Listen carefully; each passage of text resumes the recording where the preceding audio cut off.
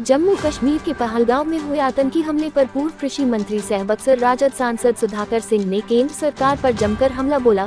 सुधाकर सिंह ने कहा कि घटना बहुत दुखद है। भारतीय जनता पार्टी जो केंद्र की सरकार है उसको इस घटना की जिम्मेदारी लेनी चाहिए। कहा गया था जब देश के संसद के भीतर धारा 370 हटाने की जब बात आई थी तो उन्होंने कहा था कि इसके हटने से आतंकवाद खत्म हो जाएगा, जम्मू कश्मीर आर्थिक के रास्ते पर बढ़ चलेगा और कई वायदे भी थे और वहाँ लोकतांत्रिक प्रणाली को हम स्थापित भी करेंगे। आज 4-5 साल के बाद कहाँ हम खड़ा है। 26 लोगों की मौत या संख्या और भी ज्यादा हो सकती है। जम्मू कश्मीर के इतिहास में इतनी बड़ी घटना कभी नहीं हुई और पहली बार आम पर्यटक टारगेट में आए हैं। पुलिस की वर्दी में लोग थे, जैसा कि सुनने में आ रहा है उनके पास अत्याधुनिक हथियार थे। ये जो देश की सरकार 11 साल से दिल्ली में बैठी है, भारत की सीमा रेखा कहीं सुरक्षित नहीं है। बिना सीमा रेखा के पर आए हुए लोग इस तरह की घटना नहीं कर सकते जिससे देश की सीमा सुरक्षित नहीं हो, जिसमें आंतरिक सुरक्षा के सवाल पर सरकार फेल हो। आगे क्या कुछ कहते हैं बक्सर सांसद सुधाकर सिंह, सुनवाते हैं आपको।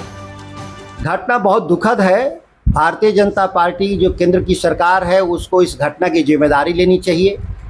कहा गया था जब देश के संसद के भीतर जब धारा 370 हटाने की जब बात आई थी तो उन्होंने कहा था कि इससे हटने से आतंकवाद खत्म हो जाएगा, जम्मू कश्मीर आर्थिक रास्ते पर बढ़ चलेगा और कई वायदे भी थे और वहाँ लोकतांत्रिक प्रणाली को हम स्थापित करेंगे।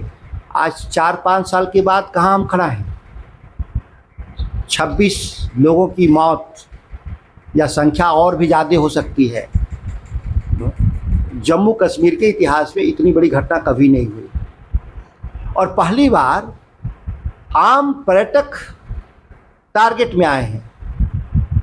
पुलिस की वर्दी में लोग थे, जैसा कि सुनने में आ रहा है, उनके पास अत्याधुनिक हथियार थे। ये जो देश की जो सरकार 11 साल से दिल्ली में बैठी है, भारत की सीमा रेखा कहीं सुरक्षित नहीं है।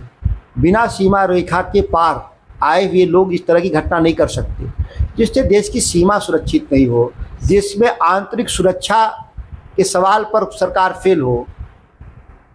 एक अद्भुत स्थिति पैदा किया है भारत की सरकार ने और जो गृह मंत्री हैं मैं उनसे इस्तीफा की उम्मीद करता हूं। हालांकि ऐसा वो करेंगे नहीं, लेकिन गृह मंत्री का इस पर इस्तीफा होना चाहिए। आतंकवादियों के सवाल ये है कि किसी के हौसले अगर बढ़े हैं और घटे हैं तो इसके लिए जिम्मेदार कौन है? इसके लिए जिम्मेदार केंद्र सरकार है।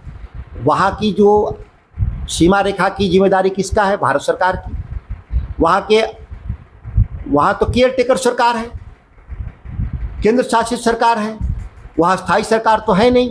तो सारी जिम्मेदारी केंद्र की जिम्मेदारी है और जिम्मेदारी को निर्वहन करना होगा। और विशेष क्षेत्र है वो, जहाँ आर्मी को और पुलिस को विशेष अधिकार मिले हैं, जिनको कोई भी राज्य सरकार से निर्देश लेना नहीं है। राज्य सरकार की कोई जिम्मेदारी नहीं बनती इसमें सीधे सीधे केंद्र सरकार और गृह मंत्री की जिम्मेदारी बनती है। ये उनकी विफलता और इनको इस्तीफा देना चाहिए।